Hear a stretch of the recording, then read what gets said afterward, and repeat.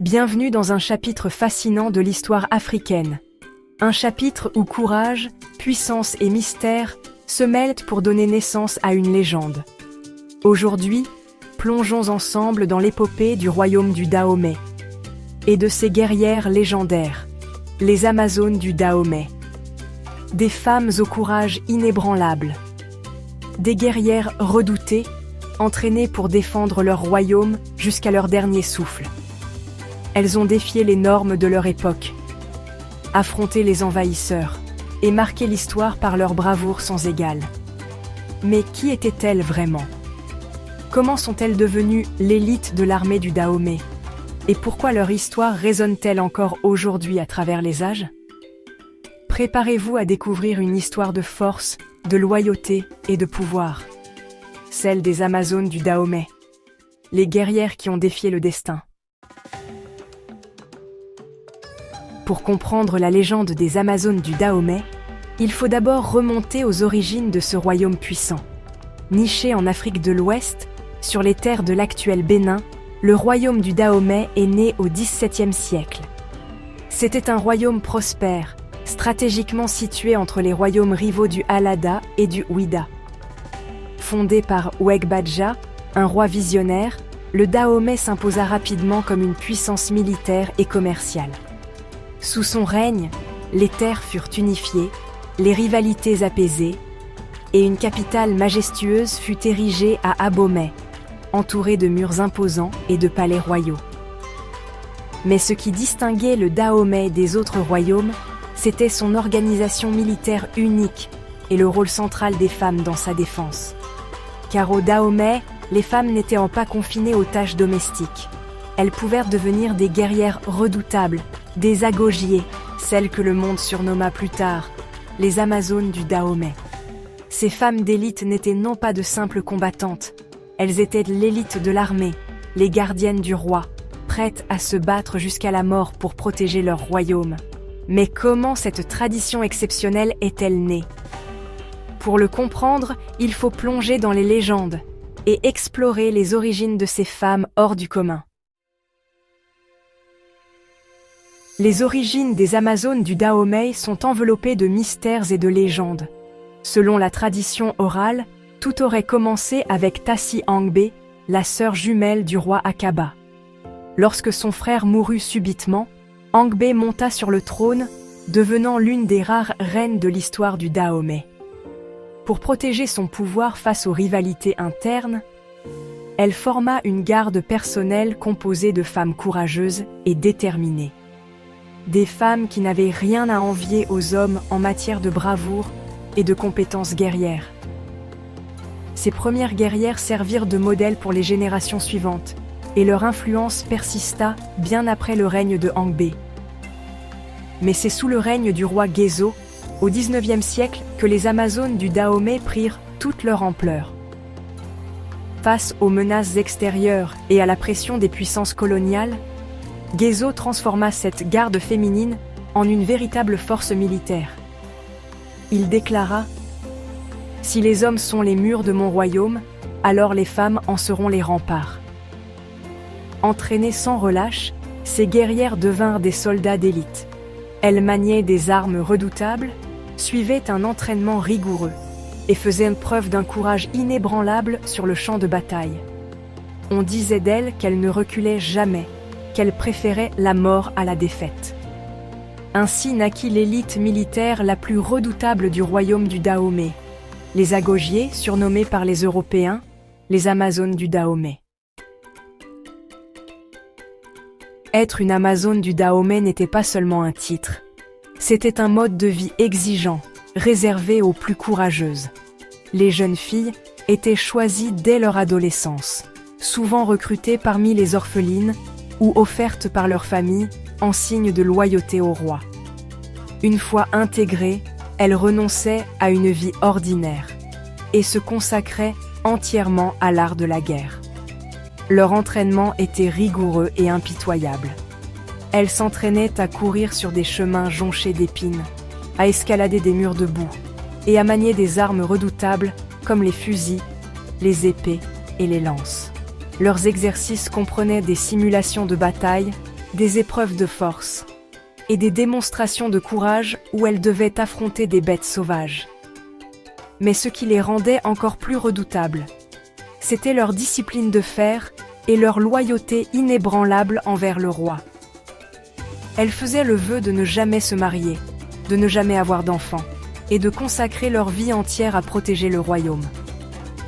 Elles vivaient à l'écart du reste de la société, dans un quartier réservé du palais royal appelé le Goût. Elles étaient organisées en régiments, chacune avec un rôle précis, les archères, redoutables avec leurs flèches empoisonnées. Les combattantes de mêlée, expertes en corps à corps. Les espionnes, habiles à recueillir des informations stratégiques. Elles suivaient un code de conduite strict, respectant une hiérarchie militaire rigoureuse. Leur chef suprême, appelé la Mi-Gan, dirigeait l'ensemble des régiments et rendait compte directement au roi. En retour de leur loyauté et de leur sacrifice, elles bénéficiaient de privilèges exceptionnels. Elles pouvaient posséder des terres et des richesses. Elles étaient respectées et craintes par tous, même par les hommes. Elles avaient le droit de circuler librement, une liberté rare à l'époque.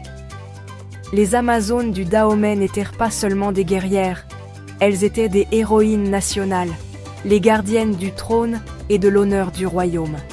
Leur existence défiait les conventions de leur temps et faisait d'elles des légendes vivantes.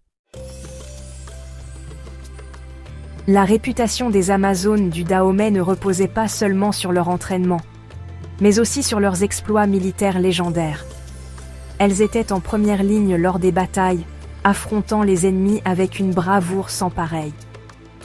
Leurs cris de guerre résonnaient comme un tonnerre, semant la terreur dans le cœur de leurs adversaires.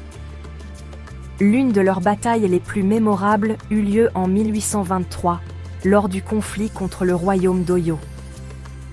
Les Amazones menèrent une attaque nocturne audacieuse, utilisant des tactiques de guérilla pour déstabiliser l'armée ennemie.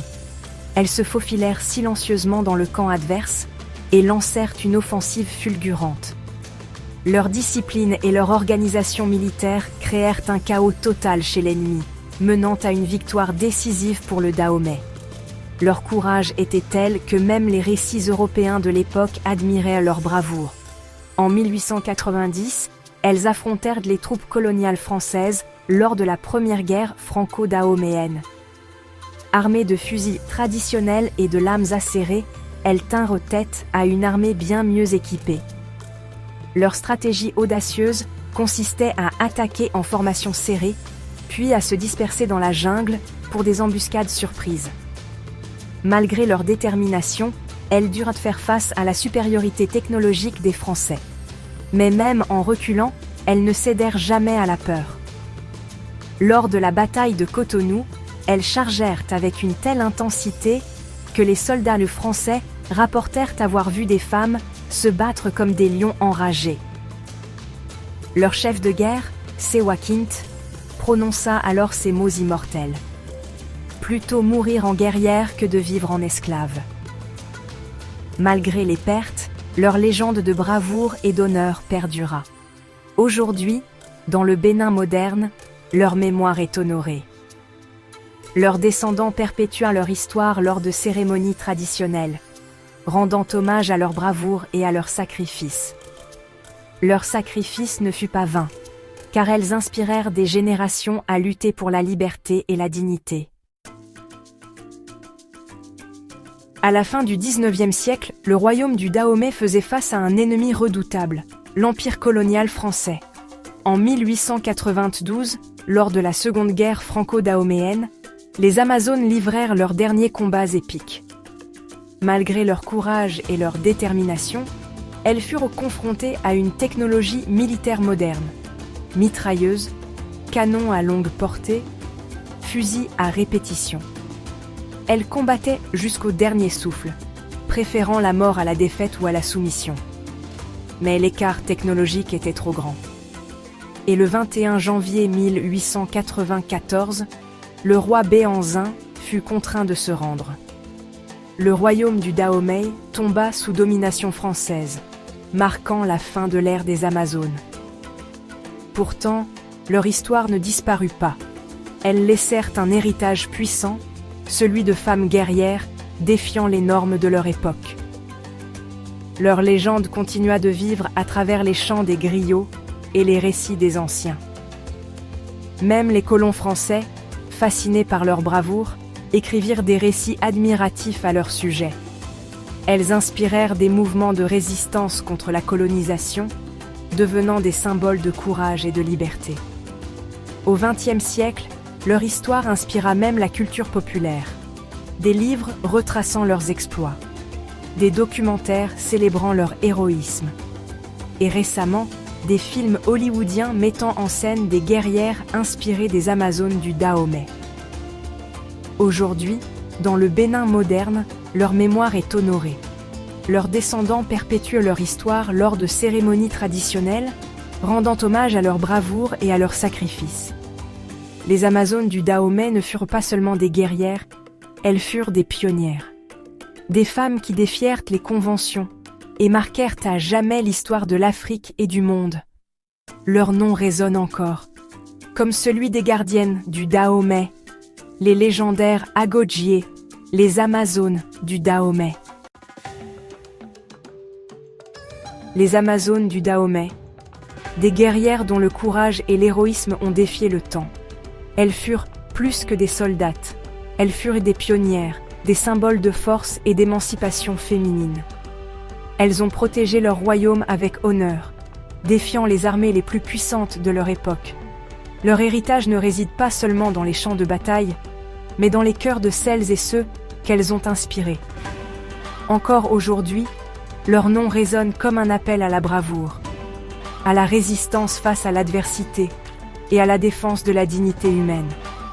Elles ont prouvé que le courage n'a pas de genre et que la puissance d'une femme peut ébranler des empires. Leur histoire est une leçon de persévérance, de détermination et de grandeur d'âme.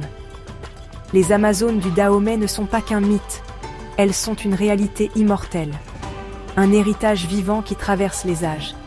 Que leur mémoire continue d'inspirer, que leur courage demeure une flamme éternelle, et que leur nom soit à jamais gravé dans l'histoire de l'humanité. Les légendaires Amazones du Dahomey.